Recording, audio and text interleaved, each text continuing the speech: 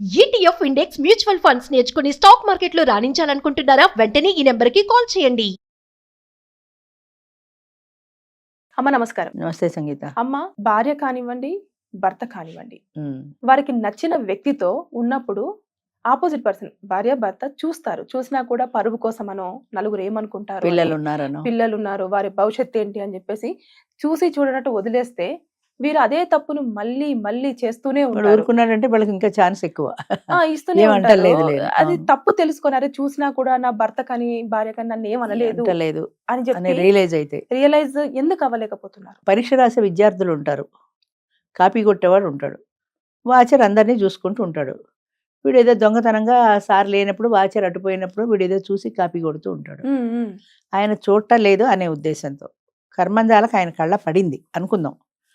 పడింది కానీ ఆయన వీడిని ఏం అనలేదు, చూసి చూడనట్టు ఊరుకుని వెళ్ళిపోతున్నాడు. వీడికి అర్థమైంది ఆయన చూశాడని. చూసినా నన్ను ఏమంటలేదంటే పర్వాలేదనమాట అని ఇంకా ఇంకా ధైర్యంగా చేయడం మొదలెడతాడంటే వాడికి ఒక అవకాశం ఇచ్చినట్టు అయింది. ఆయన చూసి వాడిని పనిష్మెంట్ ఇవ్వకపోవటం వల్ల ఆయన ఊరుకున్నాడు, నన్ను ఏమనడు అనే ధైర్యం తప్పు చేయడానికి మరింత ప్రోత్సాహం ఇస్తుంది. అది ఇంకా ఇంకా మడి మాట్లాడితే వాడు ఎదురుగుండా టేబుల్ మీద పెట్టుకునే రాయడం మొదలెడతాడు. ఎందుకని సార్ ఏమంటలే కదా. అంచేత అది వాళ్ళకి ఒక ప్రోత్సాహం అవుతుంది. తప్పుని దండించకపోతే, తప్పుగా మనం వాళ్ళకి తెలిసేలా చెయ్యకపోతే దాన్ని ఇండైరెక్ట్ గా సమర్థించినట్టు అవుతుంది. అంచేత వాళ్ళు రెచ్చిపోతుంటారు.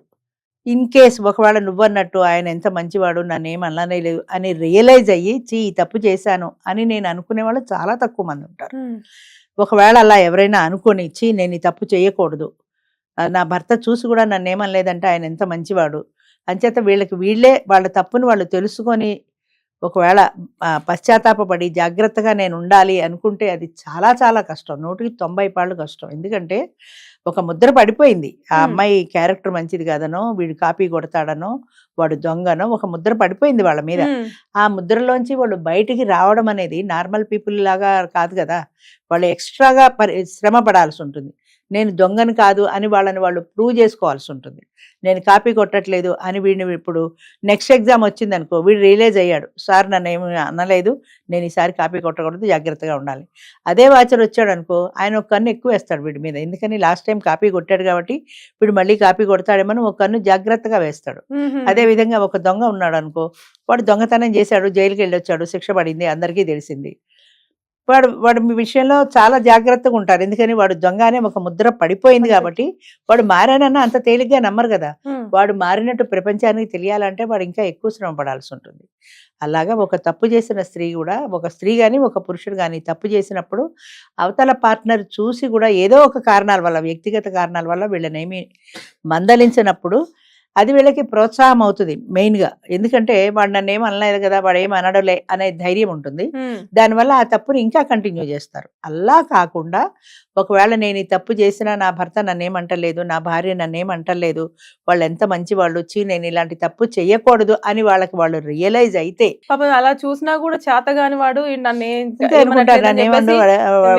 చెప్పేసి అన్న దాంట్లో క్యాలిక్యులేషన్ చేస్తారు. అంటే అలాగే క్యాలిక్యులేట్ చేస్తారు. ఎందుకంటే వాడు ఊరుకున్నాడంటే వాడు చేతగాని వాడు కాబట్టి ఊరుకున్నాడు, వాడికి ఆ దమ్ము లేదు, వాడికి ఆ ధైర్యం లేదు అనుకుంటారే తప్ప వాళ్ళలో ఉండే మంచితనం అన్న పార్టీని వీళ్ళు గుర్తించరు. 1% ఒకవేళ ఎవరైనా గుర్తించి రియలైజ్ అయ్యి, నేను ఇలా తప్పు చేయకూడదు, నా భర్త నేను మోసం చేయకూడదు, వాడు ఎంత మంచివాడు కాబట్టి చూసినా నన్ను ఏం అనలేదు అని అనుకున్నారు అనుకో, ఆ సంగతి వాళ్ళు ప్రూవ్ చేసుకోవాలి కదా. అంటే వాళ్ళ బిహేవియర్లో, వాళ్ళు ఫ్యామిలీలో నేను ఇలాంటి వ్యక్తిని ఒకప్పుడు అయ్యి ఉండొచ్చు కానీ ఇప్పుడు నేను మారాను అన్న వాళ్ళలో వచ్చిన మార్పు అవతల వ్యక్తులకి తెలియాలంటే వీళ్ళు చాలా కష్టపడాలి. ఎంతసేపు అదే ఒక బ్రాండ్ పడిపోయింది, ఒక దొంగని, ఒక కాపీ కొట్టేవాడని, ఇలా ఎప్పుడైతే బ్రాండ్ పడిపోయిందో ఆ బ్రాండ్లోంచి బయటికి రావడం కష్టం. అది చాలా శ్రమ పడాల్సి ఉంటుంది. అంటే వాళ్ళు ఎలా చేయాల్సి ఉంటుంది అంటే భర్త మీద ఒక ప్రత్యేకమైన శ్రద్ధ చూపించడం ప్రతి క్షణం, అలాగే పిల్లల్ని జాగ్రత్తగా చూసుకోవడం, ఫ్యామిలీకి సంబంధించిన రెస్పాన్సిబిలిటీస్ అన్నీ కూడా ఫుల్ఫిల్ చేయడం. దాని ద్వారా మా ఆవిడ ఇదివరకుట్లా లేదే, లేదా నా భర్త ఇదివరకుట్లా లేడే, కొంచెం మార్పు కనపడుతోంది అనే రిలీజ్ అవ్వాలి. అవతల వాళ్ళు గుర్తించేలాగా వీళ్ళు కష్టపడాల్సి ఉంటుంది. అదే ఒక భార్య భర్త అనుకో, మా ఆయన ఇదివరకు లేటుగా వచ్చేవాడు, ఇప్పుడు ఆఫీస్ నుంచి పెందరాళ్ళే వస్తున్నాడు, ఇదివరకు గర్ల్ ఫ్రెండ్తో తిరిగేవాడు, ఇప్పుడు తిరగటం లేదు, పిల్లల్ని బాగా చూసుకుంటున్నాడు, నన్ను బాగా చూసుకుంటున్నాడు, మమ్మల్ని బయటికి తీసుకెళ్తున్నాడు అని ఆమె రియలైజ్ అవ్వాలంటే ఆయన శ్రమ పడాలి కదా. ఆయన ఆ టైంని కుటుంబానికే కేటాయించాలి. ఇదివరకు గర్ల్ ఫ్రెండ్తో తిరిగిన టైం అంతా కుటుంబానికే కేటాయించాలి. ఫోన్లు గట్రా ఏమైనా ఉంటే బంద్ చేయాలి, ఆమెతో రహస్యంగా ఫోన్లు మాట్లాడుకోవడం, బాత్రూంలోకి వెళ్ళి మాట్లాడుకోవడం, ఇలాంటి పనులు చెయ్యనప్పుడు నా భర్త మారాడు అనే ఇన్ఫర్మేషన్ భార్యకు అనిపిస్తుంది. అలాగే నా భార్య మారింది అనేది అభిప్రాయం భర్త కలగాలి. ఆ అభిప్రాయం వాళ్ళకి కలగాలంటే వీళ్ళు ఎంత కష్టపడాల్సి ఉంటుంది. అంటే ఒకసారి నమ్మకం పోయింది కాబట్టి నమ్మకాన్ని సంపాదించుకోవడం చాలా కష్టం. నార్మల్గా ఉంటే వేరు, కానీ ఒకసారి పోగొట్టుకున్న తర్వాత దాన్ని తిరిగి సంపాదించుకోవడం అంటే చాలా చాలా కష్టం. ఫస్ట్ రియలైజేషన్ వీళ్ళల్లో రావాలి. అంటే నేను తప్పు చేశాను, ఈ తప్పు నేను ఇక చెయ్యకూడదు అనే దానికి వీళ్ళు స్ట్రిక్ట్గా నిలబడి ఉండాలి.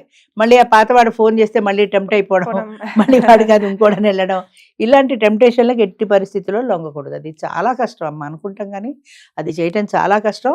కానీ అలా చేసినాడు వీళ్ళ కుటుంబం, వీళ్ళ భార్యాభర్తల రిలేషను స్ట్రాంగ్గా ఉంటుంది. రేపు పొద్దున ఎవడైనా చెప్పినా కూడా ఆ భర్త నమ్మడు.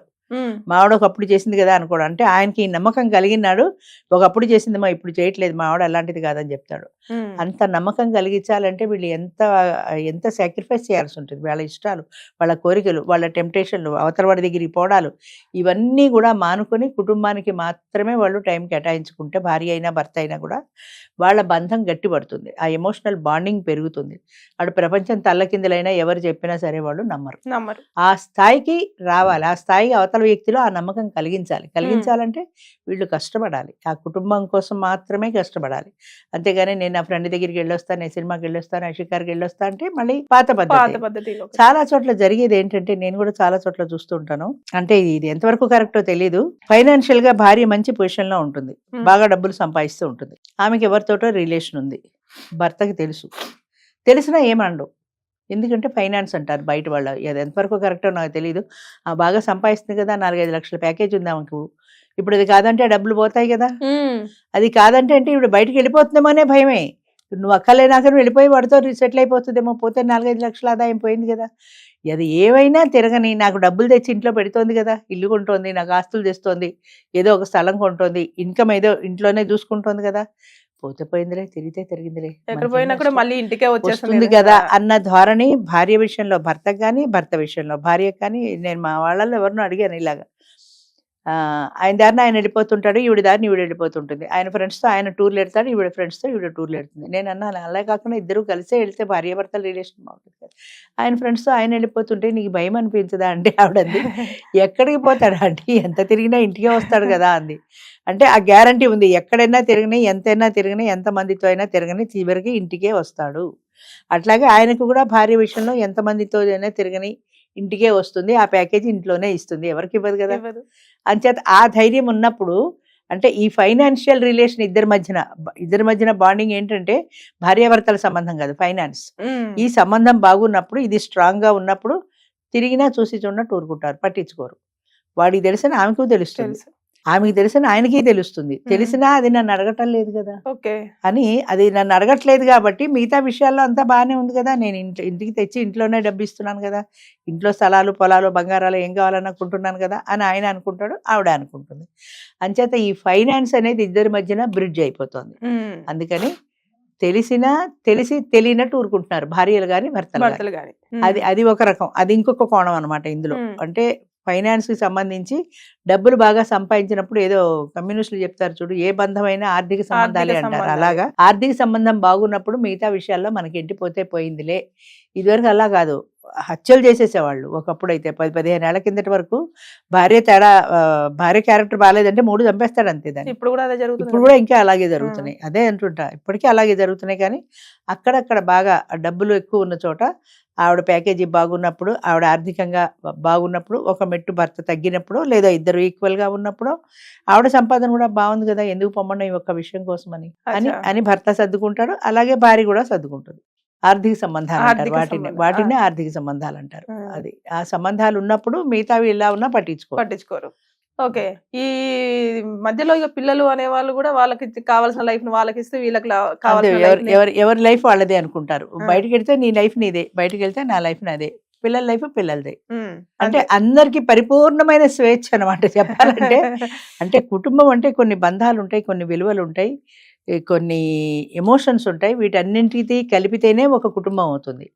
కానీ ఇక్కడ ఏంటంటే ఫైనాన్సే మెయిన్. అంచేత నీ జీతం నా జీతం, నీ ప్యాకేజీ నా ప్యాకేజీ బాగున్నాయి, దీంతో మనం ఏదైనా కొనుక్కుందాం, పిల్లల్ని ఇలా చదివిద్దాం, సరే పిల్లలు కూడా అలాగే చదువుకుంటారు, వాళ్ళ ఫ్రీడమ్ వాళ్ళకు ఉంటుంది. వీళ్ళు కూడా గట్టిగా అనలేరు, వీళ్ళకి ఒక మైనస్ పాయింట్ ఉంది కాబట్టి రాత్రి 11ంటికి వచ్చావేరా అని కొడుకుని అడగలేదు. ఈవిడే రాత్రి 12ంటికి వస్తుంటే వాడు 11ంటికి వచ్చావని వాడు ఏ నువ్వు రావట్లేదా 12ంటికి అంటాడు. అంచేత వాడితో అనిపించుకోవడం ఎందుకు కాబట్టి ఈవిడ ఊరుకుంటుంది. అంచేత ఈ ఆర్థిక సంబంధమైన బంధాలతో ఉన్నప్పుడు అవి ఎక్కువ కాలం నిలబడవు, ఏదో ఒక రోజున కూలుతుంది. అది అప్పటి వరకు బాగానే ఉంటాయి, కానీ ఏదో ఒక రోజున ఎక్కడో అక్కడ డ్యామేజ్ వస్తుంది. అడ్జస్ట్ అవుతూ చూసి చూడనట్టు వదిలేస్తూ వెళ్ళిపోతుంటారు. నడిచిన నాళ్ళు నడుస్తుంది, చూద్దాం బయటపడ్డప్పుడు సంగతి చూద్దాం అనుకుంటారు అంతే. అంచేత ఇలాంటివి బంధాలు శాశ్వతమైనవి కాదు. ఎప్పుడైతే ఒక కుటుంబం దానికి కొన్ని పరిమితులు ఉంటాయో ఆ పరిమితులకు లోబడి వాళ్ళు సంసారం చేసినప్పుడు పరిమితుల్లో ఉన్నామని అనిపించినా కూడా దానికి ఒక సేఫ్టీ ఉంది, ఒక సెక్యూరిటీ ఉంది, ఒక బాండింగ్ ఉంది. ఇవేమీ ఉండవు మిగతా భాషల్లో.